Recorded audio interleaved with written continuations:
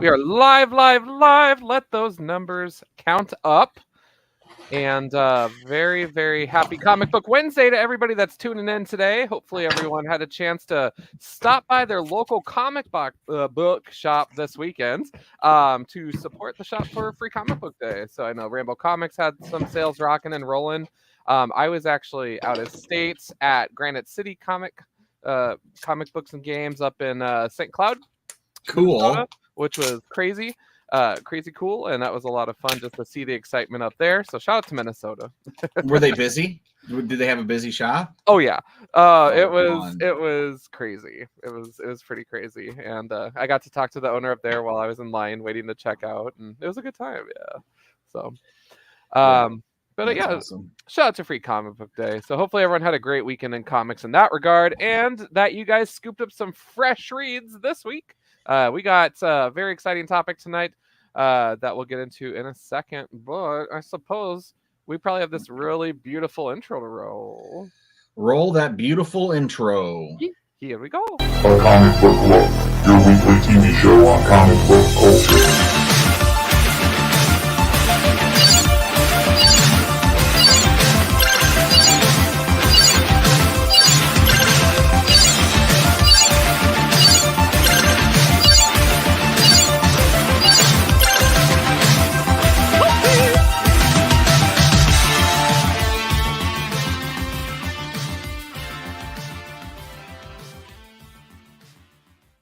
So that would have been completely awkward if I would have hit the end stream button, because you get into that routine because we play this at the end of the show, and I was like, oh, no, bad job, bad. So anyways, I suppose I should open the show now that the show has been opened. Hey everybody, it's a Comic Book Look. It's your boy John on Demand, aka Discombobulated tonight, and joined by co-CEO Midwest Highlanders in the building, Tom Devine. There can only be one. And we are just a mighty squad of two tonight against the impossible odds of a great Marvel publication. Dare I say, the finest of wines in comic book writing right now. I might be like slightly biased. Like that. But yeah, we are a Comic Book Look. We're sponsored by Rainbow Comics. If you're in the Sioux Falls area, say hi to the team, particularly Sam, on Wednesday through Saturday. If you're in the Lincoln, Nebraska area, there's a Rainbow Comics down there as well. Taylor and the team are ready to help you out with your comic book needs. I am already seeing a couple of comments sneaking in here. Chad is saying, hey guys, hey, back to you, Chad. Thanks for tuning in. My boy Sunny D from YouTube is tuning in. Shout out to Sunny D, best StarCraft 2 streamer in the galaxy. And we still need to do our virtual cup of coffee goals. Yeah. Oh man, did we? Oh, I don't know. Should I?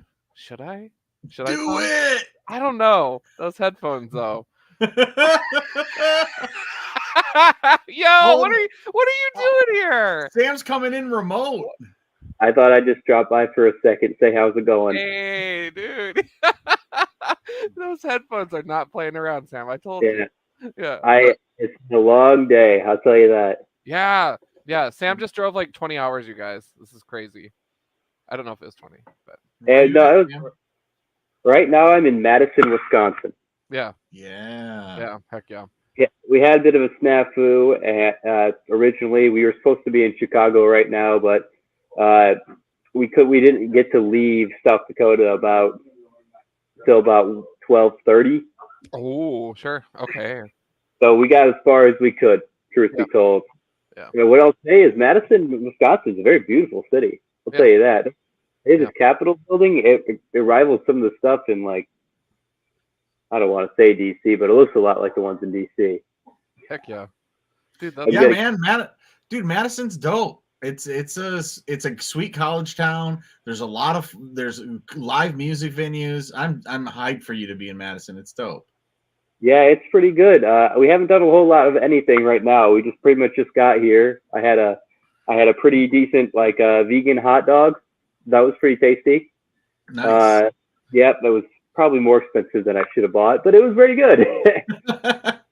Hey man, that's right. Life on the road. You're gonna be starting shelling out money left and right. Absolutely. So what are we talking about, boys? Oh, you know what we're talking about tonight. But Sam, I added field correspondent to your job title in that description there for your name. So. Since you're out in the field, you're Yes. yeah. So Sam, I have a question as a field correspondent. Do you bring comic books to read when you're on the road? I did. Let's see what I got. Actually, I got some good ones. I usually bring 2 graphic novels with me, and the ones I did do were ones that are fitting of me, at least one of them. I got Cyborg. Of course you did. Of course. Yeah. This is the new 52 Cyborg run. This is the 2nd volume. I think my compatriots just left for the hot tub. Oh, okay. Nice. Yeah. And then I also got, since I did bring a swim trunks, I'm not going. Oh, well, hop in there with some shorts. Come on, man. You'll be fine. I thought I'd do the same, but they're like, don't do that. I'm like, all right. All right. Man, rule follower. Next thing, then I got Green Lantern Sinestro. Ooh. I don't know. I haven't read that one yet, so I'm going to throw that out there. Probably read it tonight. Yeah. Dude, That's what I brought with me, at least. Yeah. I would have brought 3 comic book day issues, but I didn't think bringing floppies was a great idea. Yeah, it gets a little rough when you travel, but also the price is right.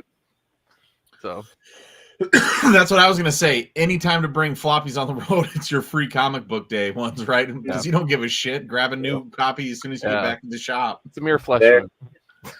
It's a mere flesh wound. Yeah. No, I did read Samuel.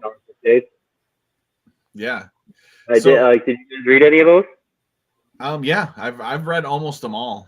So yeah, it was good. It was fun to see Initial D in color. I've only seen it in black and white, even though it was only a few pages. I thought that one was fun, and I thought the Archie horror was a good intro for Archie horror. I thought the Flash Gordon one left a lot to be desired and reminded me how convoluted that world is and how much that book is going to fail. Unfortunately, that's what I learned. And yeah, it was still good. I enjoyed Free Comic Book Day comics for sure. What about the Street Fighter one? I didn't get Street Fighter. Street Fighter versus someone else, right? Final Fight. Yeah, versus Final Fight. I know, arcades, you think I would, but, Rainbow has this policy where I can only get 3, so decisions had to be made. I'm not freaking Mark. I can't just go drive another 5 miles over to another comic shop and get a whole nother batch and then drive to another one and get a whole nother batch. And you know what, Mark? I miss you, so I won't talk smack about you today. Yeah, but Mark was not able to make it tonight because he couldn't find his cell phone. It was buried under those stacks of free comics. That's right. That's the reason. That's exactly the reason. Awesome, Sam. Well, now that we have you on here, Sam, I can say we just jump right into this because we've all read of this book, and it is the main topic tonight. So, John, do you want to kind of tell us about it? Yes. So, you guys, I've been on this bandwagon since 2011 about Dark Reign being the greatest thing since sliced bread, and it still is. But Marvel has crafted a true silver gold hybrid medalist. It's too early to say that yet. I have supporting evidence. But tonight we're talking about the new event with Marvel, and I'll say that carefully because next month there will be another new event with Marvel. But Blood Hunt is just taking the Marvel universe on a very dark and twisted and bloody turn. Not only do we get swarmed with oodles and oodles of vampires and get to meet some of our favorite Marvel horror characters in a one-shot capacity mostly, which is annoying. But we also get treated to purchasing an extra polybagged version of the Red Band edition, which is the same comic with maybe some extra content and slightly more HBO. And that's fine. This is the way. Is it fine? Is it the way? I'll let John continue, but let's pose those questions. Yeah. Is it fine and is it the way? Let's just keep those out there floating as John continues talking. So we were treated last week to issue 1 of the events and then the first of the tie-ins, Vengeance of the Moon Knight issue number 5. And I'm thankfully already collecting that series, so for me it's a no-brainer of I do, however, have a request out to my shop for everything Blood Hunt because why not? So we'll see how it goes. But before we get to issue number 1, we've already had a little bit of a journey. I don't know if you guys have gone on this journey with me or not, but I just wanted to lift these publications up. These were both freebies. First, this was a while, not maybe like a month or two ago. The Blood Hunt Diaries was put out. So this is a freebie that was, at Rainbow. You guys probably had it by the polybag stand or whatever. But this was really interesting because it's a lot like if you've read any of the Marvel Age publications where they interview the creators, they're talking about some of the characters, and there is a team of super human or super monstrous vampires that they take time to outline. So the Blood Coven is the team name. And so getting to meet these characters in advance like that really got the hype train up. The creators go into a little bit more about the characters, including costume descriptions and power sets and all that stuff. So that got me riled up in itself. The preview from issue number 1 was in there, but my favorite was honestly just the interviews, hearing from the creators. So this is something when we first started doing a comic book look, I did not take the time to read the stuff. Tom was way better at that than I was until maybe the past 3 years. I've really hit this kind of stuff hard because I love hearing where people are coming from with their work. And it's so freaking fun. So, yeah, of course, because this is awesome. I want everybody to remember that John is a comic book creator now.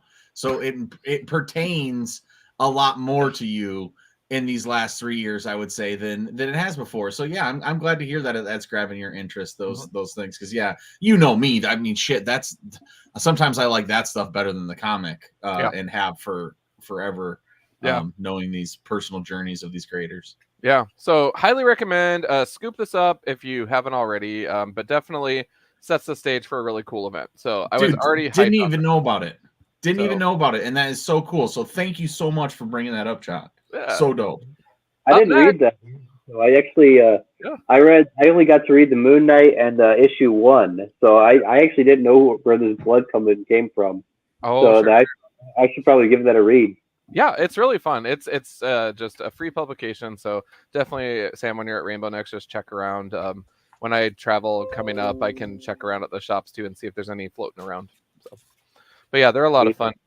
But up next, this is something maybe we have read, and that's going to be the free comic book day offering for Blood Hunt, right? Did you guys get a chance to check this out? I did. I read this one. Okay. So what are your guys' thoughts on that? Well, I thought the same thing, it's not, I would say it's definitely not a must read, but it's the same thing. It's building the hype train that John just talked about in that last book, gets you introduced that sets the stage. This is going to be a vampire tale. This is going to be a hardcore book that expands through different areas of the Marvel world. And I think it does a good job at that. And it's a free comic book day. So, I don't complain about free comics. Now, I don't think when we jump into Blood Hunt number 1, this is such a more full comic, and we got the actual foundation of what's happening, so much more. But yeah, I agree. We get the foundation started. And then I also heard that Moon Knight in the last few series has also been leading up to this. So if you've been reading Moon Knight, you kind of have a leg up. And they, even in Blood Hunt number 1, they mention, hey, something, read the classic Stan Lee editor's note of, catch this in Moon Knight number 14 or whatever it was. So yeah, but I think I have the opposite of what John has, right?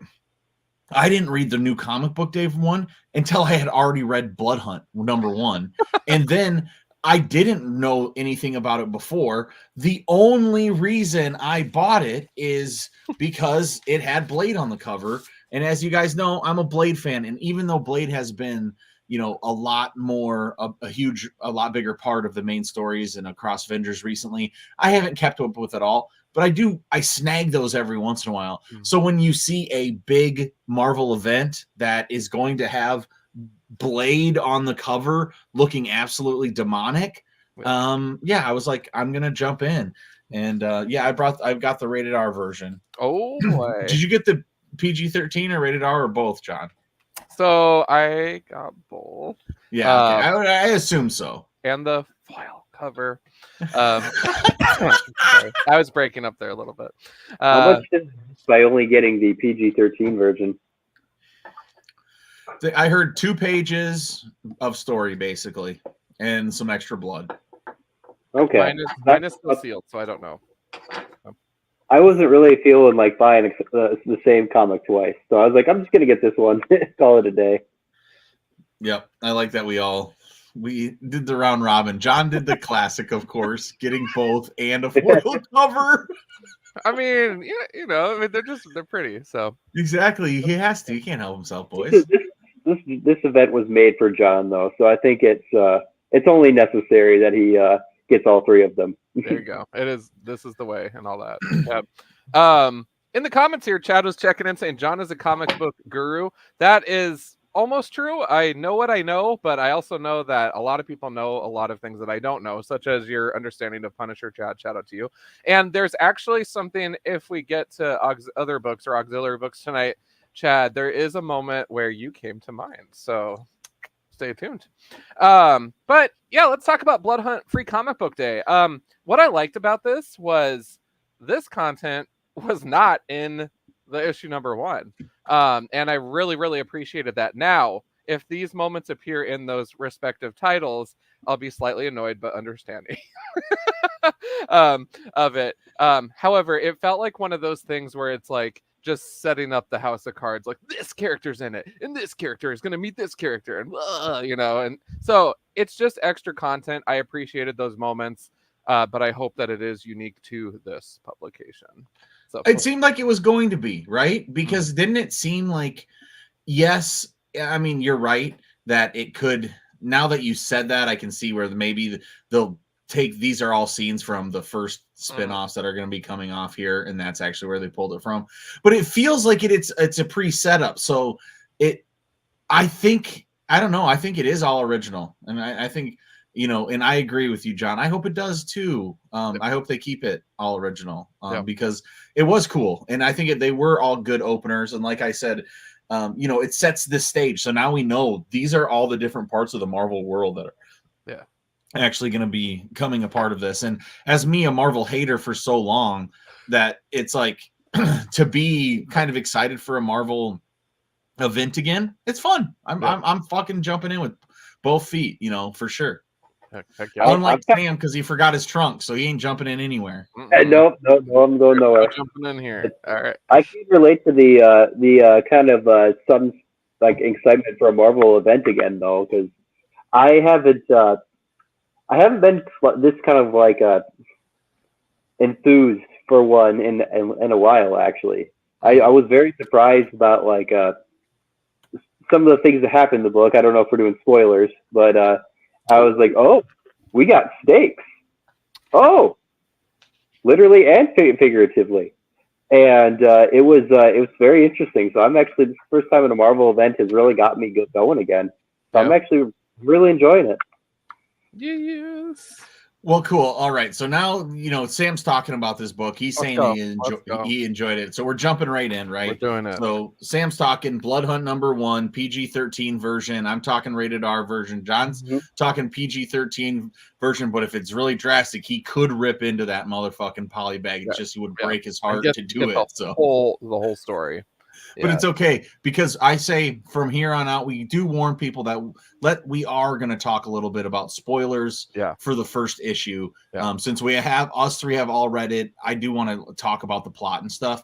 So if you guys are feeling like you are going to jump on this, I actually don't think spoilers are going to ruin it, because this is #1. Because you got to see it to believe it still.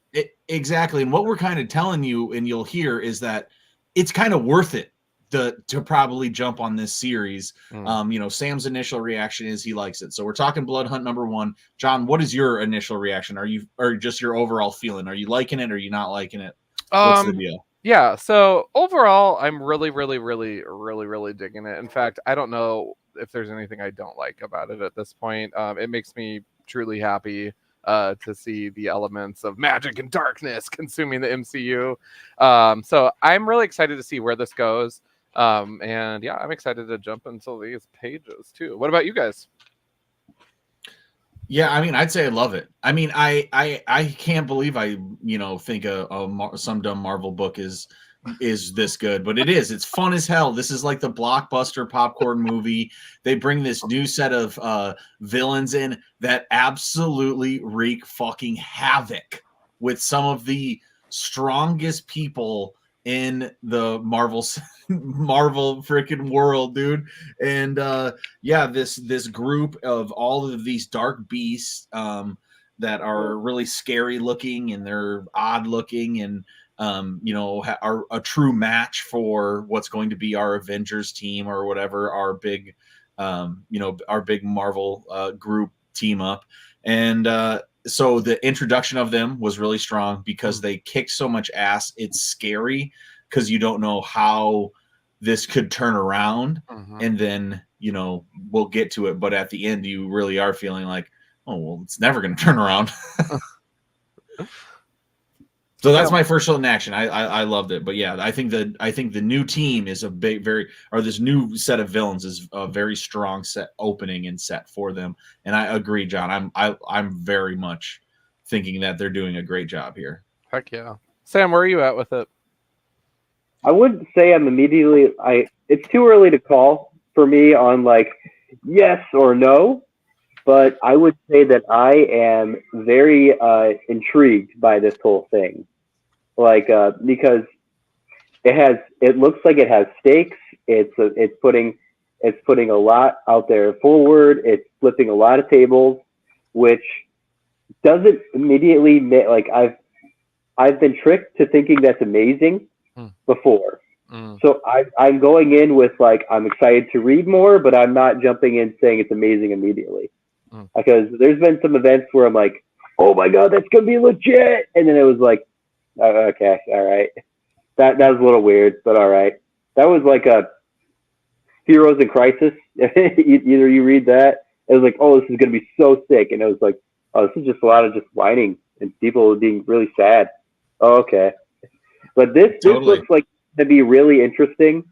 It's like it looks like it's like every one of those it's like the fourth Blade movie that we never got, which I think is pretty cool. That's actually a really good way to look at it. Yeah. Mm-hmm.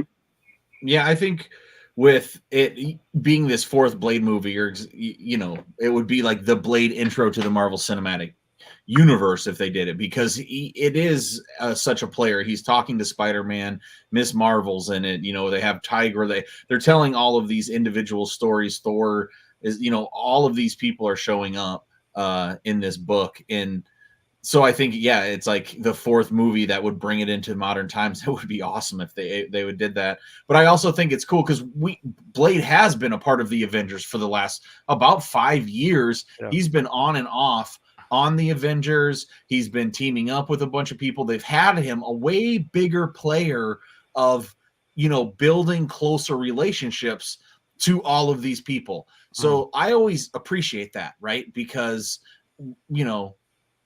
what happens in this book, you're thinking, oh shit, dude, what's going on with our dog?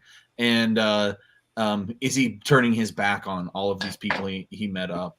And it might be, but this is this group I wanted to just show of these badasses where it's like, so each, you can see like Big Man, you can see like, Red Hand, the split up people, the dark matter person, evil dark man, and then person who can turn into like 1,000 different beings at one time in some scary way.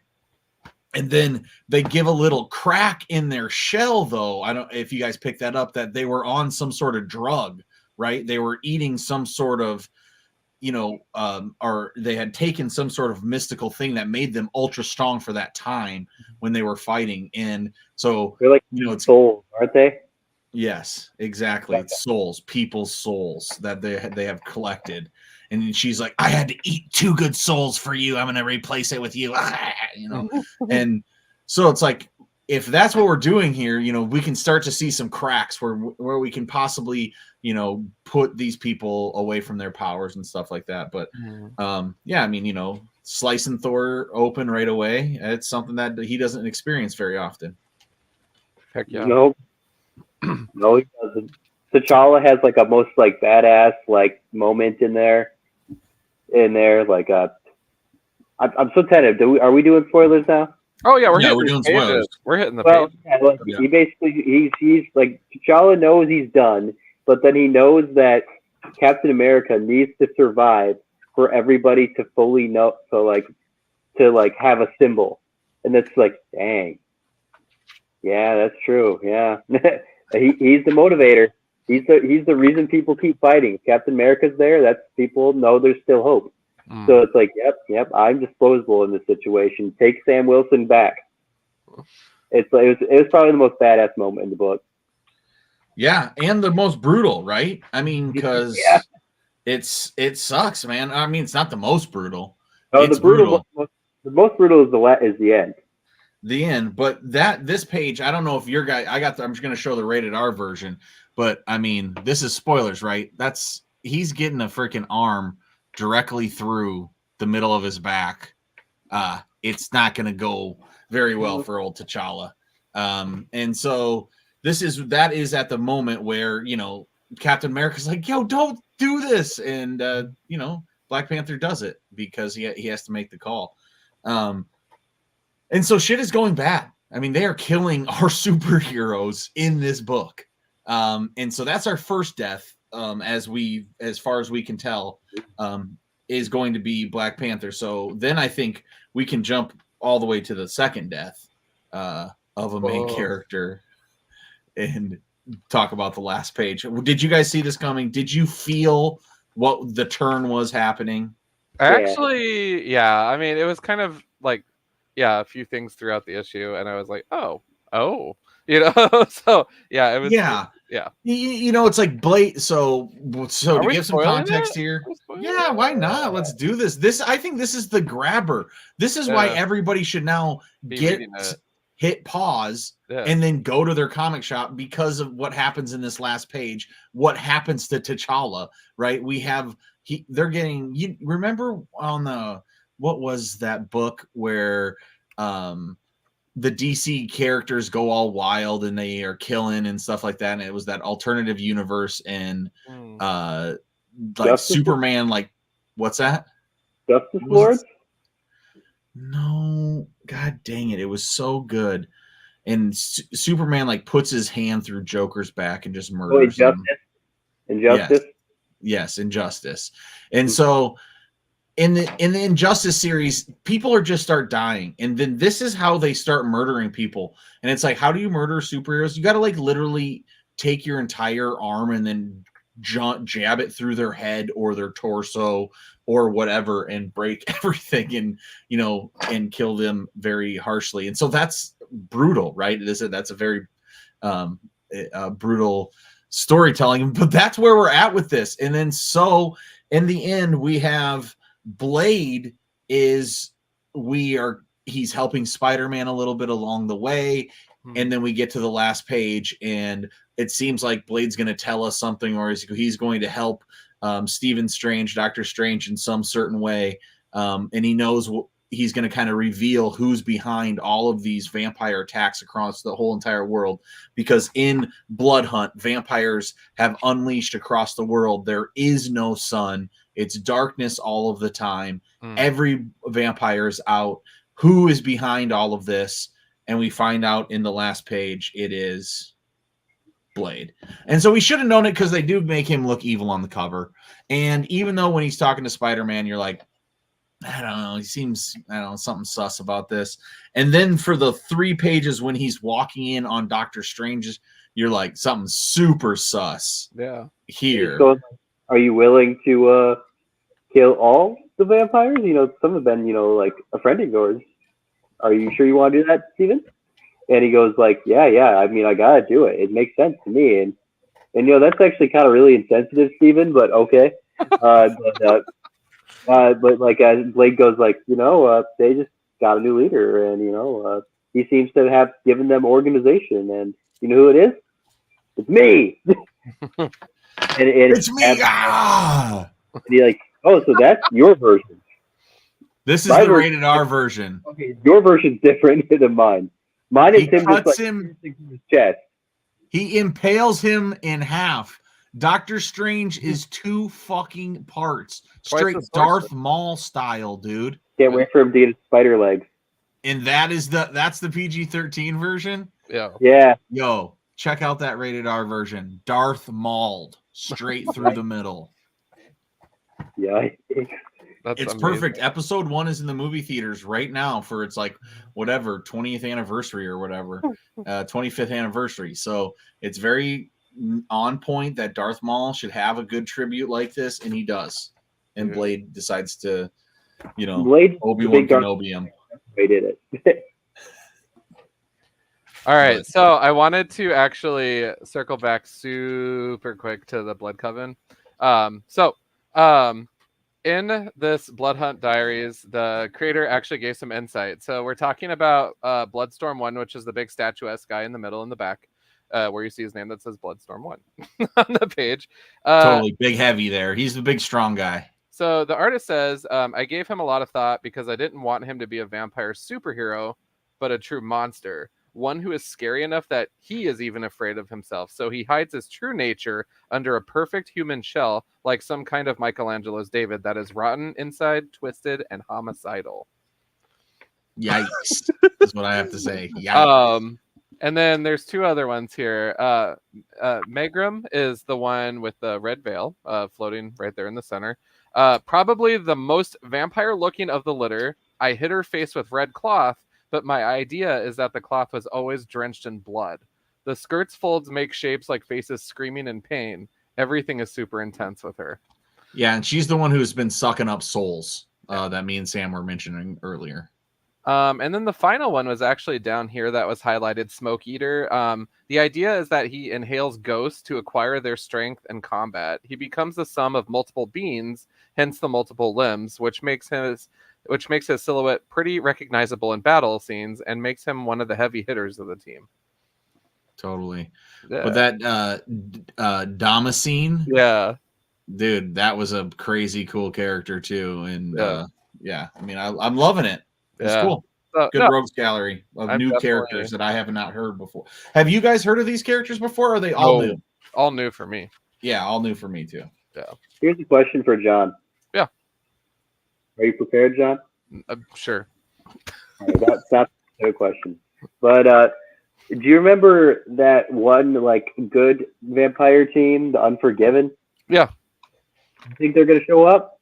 So my guilty confession, that is actually in my queue to read for Comics by Night. So I have not read any of it. I have their first appearance in heavens. It was the Dracula versus Hulk or something event. What was it? Fear Itself. It was a 3-issue thing, and they appeared in that.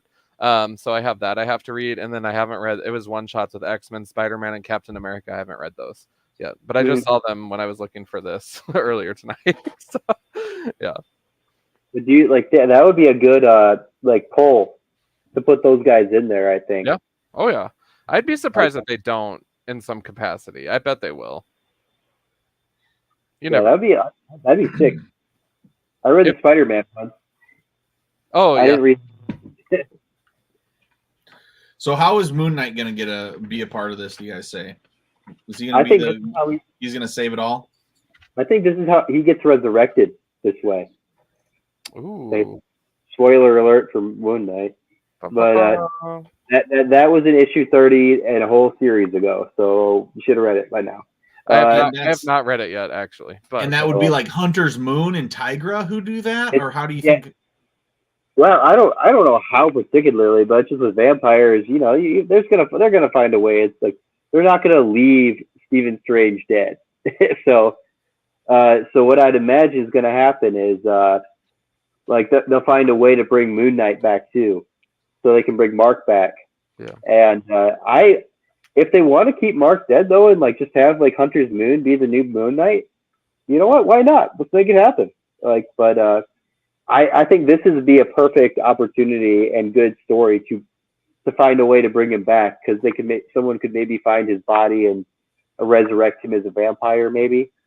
Yeah, of course. I mean, that's the best part about dealing with vampires. We know there's, Black Panther got an arm ripped through his chest and he's definitely dead, but like he's dead as in he's a vampire now. You know, it's not like he's gonna be like dead in the grave. I'm just saying he's dead. He's not gonna be breathing. He's gonna be living on, you know, blood. And that's going to allow a bunch of people to die, which is exciting. And they can all turn to vampires. And then at the end, we can have some sort of thing that happens that we can turn these vampires back to normal superheroes. But we don't have to. We don't have to. And there's going to be definitely long-term effects from it. Shout out to Jubilee. Yeah, Jubilee I was going to say vampire. Jubilee, baby. Is she finally not a vampire, or is she Correct. still a vampire? Yeah, she's not. She's been a vampire in a little bit. Yeah. Okay, yeah, exactly. So we know it can happen. Okay, these guys can go anyway. But yeah, love it. You know what the thing about this event is, and just kind of maybe events in general, is when they know something's going to sell a little bit better, they actually allow themselves to use characters that they most times completely forget about. There's a Union Jack spinoff. Yes. I was just looking at that. That's hilarious. Union Jack the Ripper. That's the best. That's so smart. Where's that? That is so great.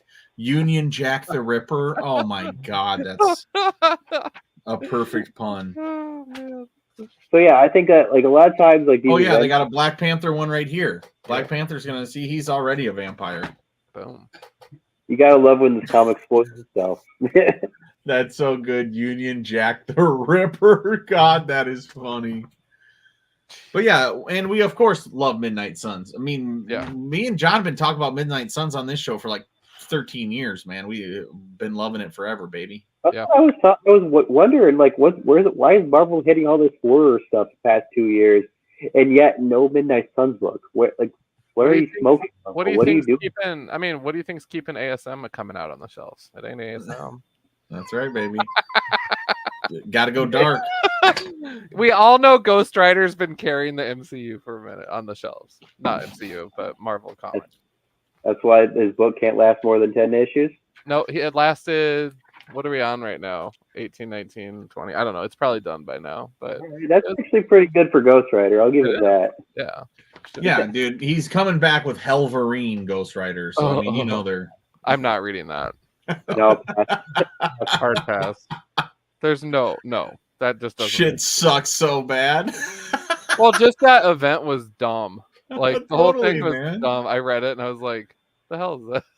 It's like when they really wanted me to like Weapon H. I'm like, no, I don't care about the Hulk Wolverine. Oh my God. All right, so we're in the Marvel event, Blood Hunt. We liked the opening, good hype. Yeah. We all enjoyed the book. It was a great ending. PG-13 or rated R version, both excellent. Looked like. So overall, John, what do you give it as your rating? Getting the old beer rating back on the table here. I'd have to give this one a full 6 out of 6, only because I'll be drinking blood with the rest of the world while this story unfolds. That's why. Definitely. Yeah. Sam, what would you give it?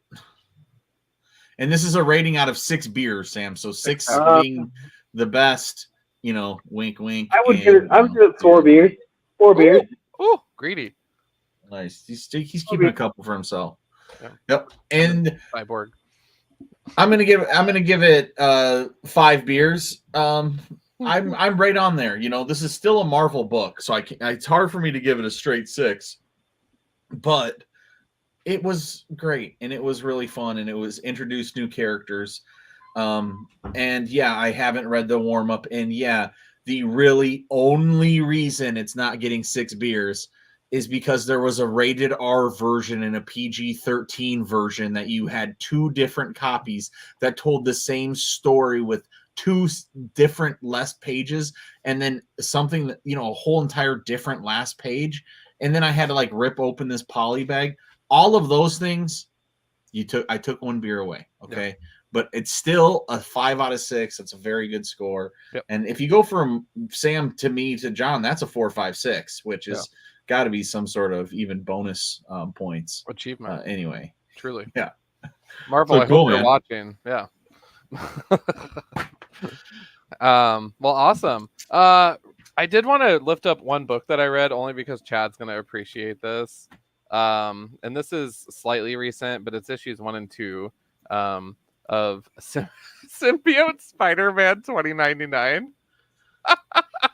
This is the silliest thing I have read in a while, and I don't plan on continuing getting the rest of it, but I'm glad I tried it because issue 2 has Punisher 2099, and spoiler alert, Punisher 99 kicks the bucket real hard in this issue. It is so glorious. And I'm like, dude, Chad would like just go crazy and light fireworks in celebration over this issue. So, Chad, if you haven't read Symbiote Spider-Man issue 2, I highly recommend it for you just for your redemption arc. So, yeah. Amazing. And I would love to. I read all my books today, which were all really, really good. Yeah. Of Santos Sister, Geiger, 2 new ones, Ain't No Grave and Mugshots. All of them were really good. I had a really good week, and 4 comics is like perfect for me. I love to go and get there and get 4 comics. And I did want to say at last week I said on New Comic Book Day, Rainbow has a bunch of good deals, and I was going to figure out a way to get Kirby half price, and I did get that. So Yeah, you did. I got this New Gods run. So look, I mean, even just this cover alone is worth it. Look at that Kirby greatness. This is 80s Kirby, so he's an old man, and a lot of people overlook this Kirby. But this is still Kirby. Look at what kind of Kirby space action you're going to get right there. I mean, this is exactly the kind of Kirby that we were seeing in the 60s. And yes, it wasn't popular in the 80s because it was the 80s. So people wanted they wanted Alan Moore and they wanted Frank Miller. But you know what? I still like this, that awesome. It's, I know this is a DC book, it's New Gods, but that awesome Marvel space look that they, DC or that Kirby invented and they still use today. So yeah, I love it.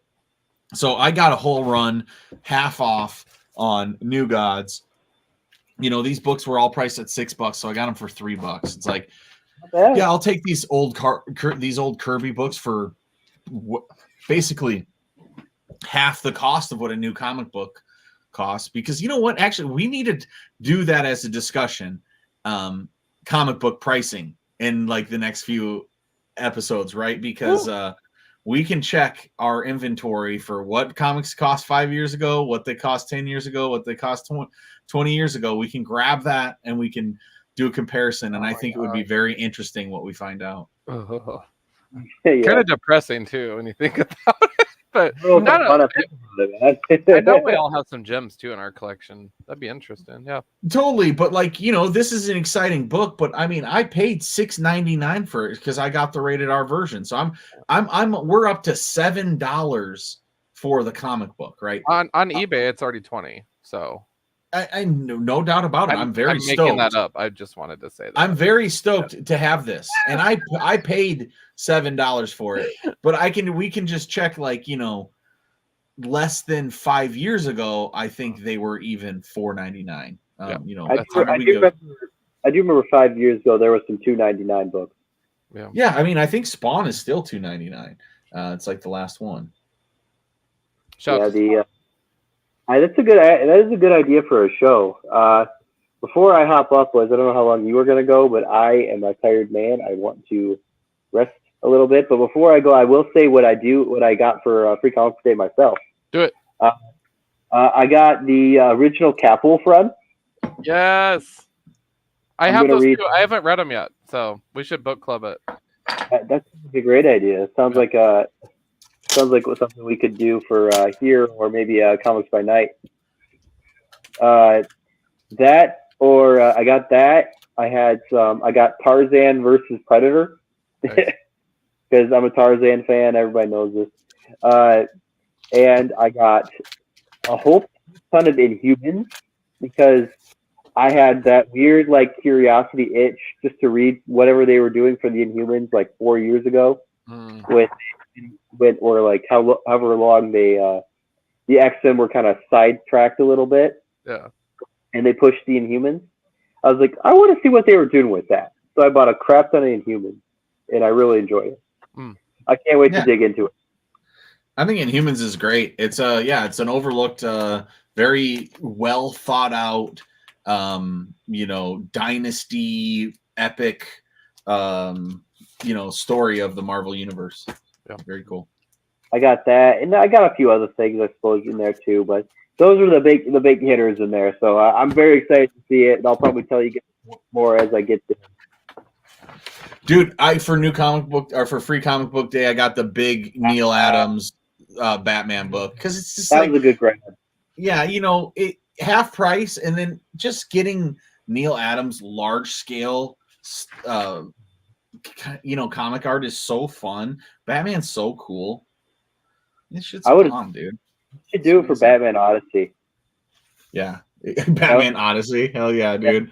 I mean, his later stuff is wild. He forgot who Batman was and was just kind of like doing whatever the fuck he wanted in Batman Odyssey. I love it as well. Amazing. It's like, what are you talking about? And half of that story, the art is so amazing. Well, I mean, in this one, we even get like James Bond, Batman skiing. So, I mean, it's great. His Batman was always a bit more like James Bondian and like didn't really care as much if he looked like a little ridiculous. He wasn't like constantly in the shadows, like no one shall see me. He was a bit goofier. I kind of liked it. Totally. All right, boys, I'm gonna tap off. Catch you later, guys. Dude, thanks for fun. Absolutely. See ya. Have a good vacay. I cannot believe he showed up. Wow. I was just like, wait, what? That's awesome. Shout out to Sam for tuning in, dedicated, while he's traveling. That's awesome. So. And the thing is, he's new. And if he wants to earn his stripes, he needs to be not taking weeks off. So, yeah, I expected him here. I told him if he doesn't show up and do the entire show, he's fired. And so that's, he stepped up, and we'll allow him to do it for one more week. We're week to week with Sam. He's young. He doesn't. Is Mark on like a written warning then? Yeah. Mark's grandfathered in, so it's hard, a lot harder to kick Mark out because he is grandfathered in. And because he has the lowest voice out of all of us, we need him. We need some balance. I'm the high pitch boy wonder. So so am I. So we suck together. We both have high pitched voices. So shout out to Mark. Yeah, that's why we need Mark around. That's why we keep him around, baby. But no, it was awesome to have Sam come in, and I was very surprised that he was gonna hang out as long as he did. But excited that we got to talk Blood Hunt with him, and it is exciting to have a new Marvel event to be excited about. Well, we will definitely provide more dreadfully good coverage of this event over the next couple of months or however long it runs. But Blood Hunt #1 in stores now. Definitely check it out on the shelves. Shout out to that negative space Blade variant cover with the green. That was pretty sick looking. I kind of want to get it. We'll see if I find one. We'll figure it out. It's fine. Come on, Tom. It's gonna have a good home. It's fine if I need to get another copy of this, John. Fine. That's what John thinks. Even though we have a goddamn list of comics in here that we're gonna, if we want to follow along, we should already buy all of these. It's like, cut to. I'm not getting any of these. I'm gonna get Blood Hunt Red Band #2. I might get Jack the Ripper. Oh, damn, that is sick, dude. God. I do like to roast John for doing those kind of things, and then when he shows me them, it's like, I kind of have to. You have to shut up because they are so fucking cool. No, I'm very sick. I'm really excited though for this event, you guys, and thank you guys all so much for tuning in tonight. Definitely check out those freebies though. The free comic book day. Your shop might still have a copy, but also definitely ask around about the Blood Hunt Diaries that came out. It was a free publication. This is what it looks like. Definitely recommend it just for the creator interviews. It's a lot of fun.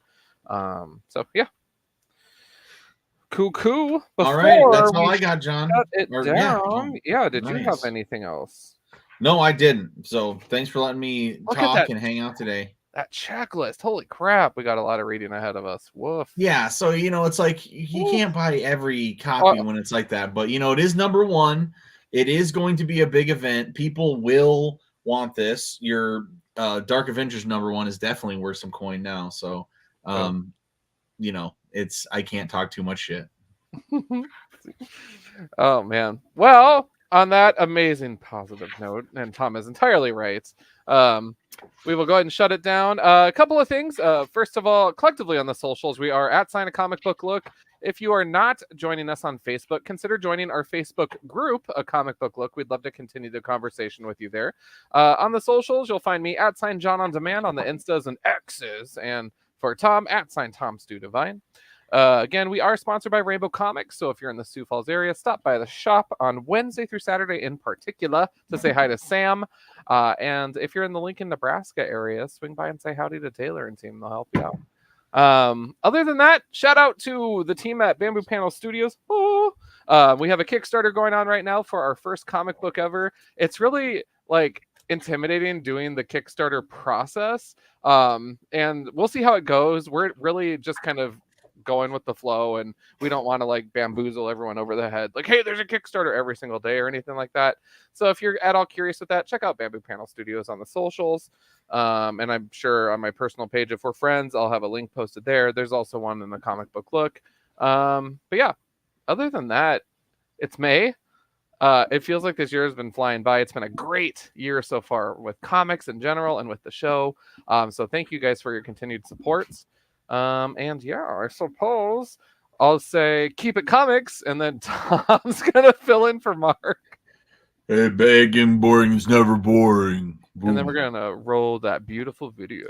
A Comic Book Look, your weekly TV show on comic book culture.